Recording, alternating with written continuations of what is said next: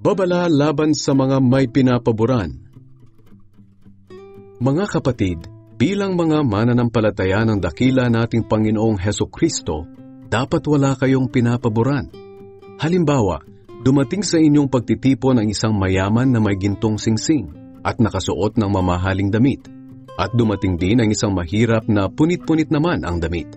Kung aasikasuhin nyo ng mabuti ang nakasuot ng mamahaling damit at bibigyan ng upuan, samantalang ang mahirap ay patatayuin na lang ninyo o pauupuin sa sahig, hindi ba't may pinapaboran kayo ayon sa masama ninyong pag-iisip? Makinig kayo mga minamahal kong kapatid. Hindi ba't pinili ng Diyos ang mga mahihirap sa mundong ito upang maging mayaman sa pananampalataya at maging tagapagmana ng kahariang ipinangako niya sa mga nagmamahal sa Kanya? Ngunit minamaliit nyo naman ang mga mahihirap. Hindi ba't ang mga mayayaman ang nagpapahirap at nagpaparatang sa inyo?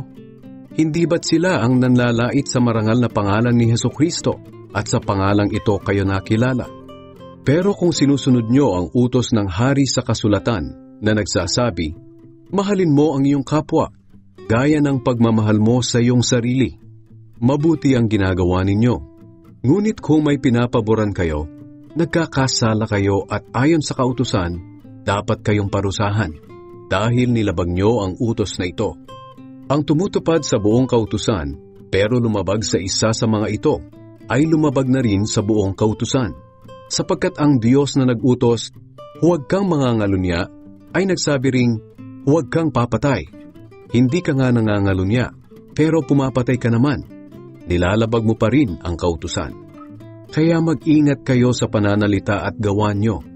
Dahil ang kautusan na nagpalaya sa inyo, ang siya ring hahatol sa inyo.